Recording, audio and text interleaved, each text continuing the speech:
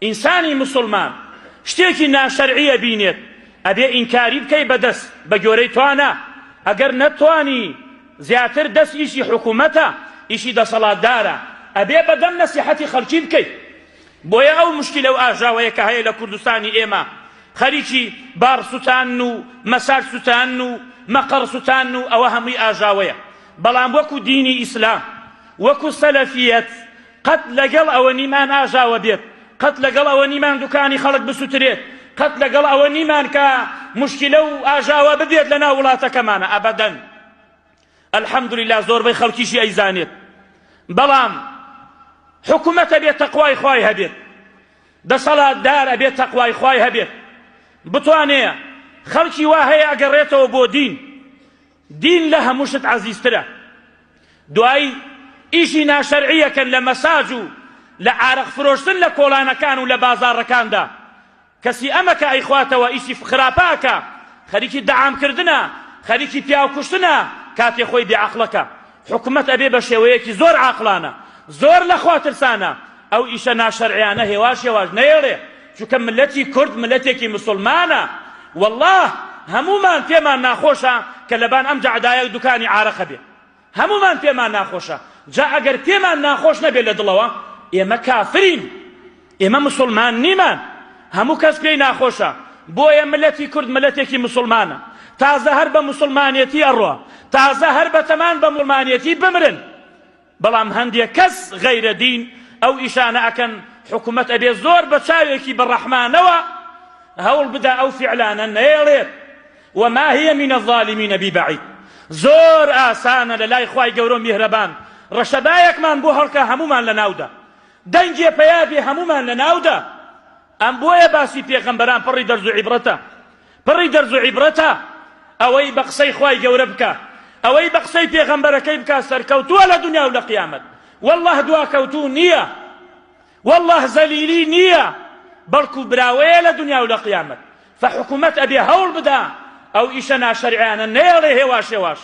چونکە خەڵکی زیاتر سەیری حکوومەتەکە حکوومەت چاک بێ خەڵکی چاکە بێت تازە بێ باوەڕی ناخوات تازە ئیلحادی ناخوات تازە باوی ئەوە نییە بڵێ خوا نییە و پێغەمبەر نییە ئەوە نەما هەوڵ بدەن هێواش هێواش ئەم شارە سەلامەت بکەن ئەم وڵاتە ئاژاوەی تیا مێڵن و ئەو خەڵکەش کە ئەو ئیشاکەن ئەوش ناشەرعیە سوتاندنی دوکان و بڕین و کوشتن و هەرا و هۆسا لەگەڵ ئەوە نیمان بەڵکو دین نەسیحەتە بۆ حکوومەت نەسیحەتە بۆ خەڵکیش حکوومەت هێواش هێواش ڕوو لە خوا بکە هێواش هێواش لە کەناڵەکانە دەرەچێت لە جەریدەکانە دەرەچێت با لە 20 قسەیە جارێکش ناو خوای گەورە بێنێت با لە 10 قسەشە جارێک ناو ڕەسوول الله بێنێ صلی الله عليه وسلم بۆی خەڵکی بڵێ بە تەواوەتی بڵێ ئەمانە هێواش هێواش ڕویان لە دینە و ئەمانە دیندارن و خەڵکیش ئاژاوە نەکەن ئاشوبی نەکەن ئەو سوتان و بڕینە هیچی جێی نابێتەوە لە شەرعدا داواکەین لە خوای گەورە میهرەبان کە وڵاتەکەمان سەلامەت بکە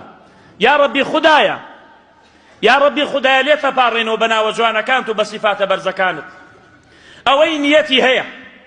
ئەوەی ئیش ئەکات ئەوەی پارە سەرفەکات لەوەی کەوا ئەن تەشیع الفاحشة في الذين آمنوا فاحشە بڵاو بکاتەوە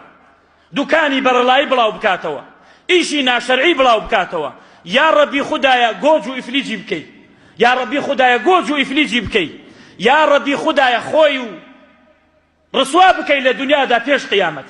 یا ڕەبی خودایە تۆڵەی خۆتیان لێ بسەنیتەوە یا ڕەبی خودایە ئەوەی نیەتی چاکەیە حەزەکە ئەم وڵاتە سەلامەت بێ حەزەکە ئەم عەبدانە سەلامەت بن یا ڕەبی خودایە سەلامەتی بکەی یا ڕەبی خودایە بیبەیتە ملی خێرە یا ڕەبی خودایە ترسی خۆت بخەیتە دڵ دەسەڵاتدارەکانمانەوە یا ڕەبی خودایە مۆفەقیان بکەی لەسەر کاری چاکە یا ڕەبی خودایە هاوڕێی باشیان پێ ببەخشی بۆی ئەمریان پێ بکا بە چاکە و نەهیان لێ بکا لە خراپە یا ڕەبی خودایە ئەوەی ئینسانی خراوە لە دەوریاندا لای دەی یا ڕەبی خودایە لە کارە چاکەکانە مۆفەقیان بکەی یا ڕەبی خودایە ئیشی ناشەرعی قێزەون بکەی لەلایەن یا ڕەبی خودایە کاری ناشەرعی لەلامان قێزەون بکەی یا ڕەبی خودایە ئاخر خێرمان بکەی یا ڕەبی خودایە بارانی ڕەحمەتمان بۆ بنێری خوایە گیان ئێمە تاوانبارین یا ربی خوایە ئێمە تاوانبارین اعترافەکەین یا ربی خدایە خۆت خوایەکی زۆر بەڕەحمی و لە تاوان خۆشەبی یا ربی خدای لێمان خۆشبی بەهۆی ئێمەشەوە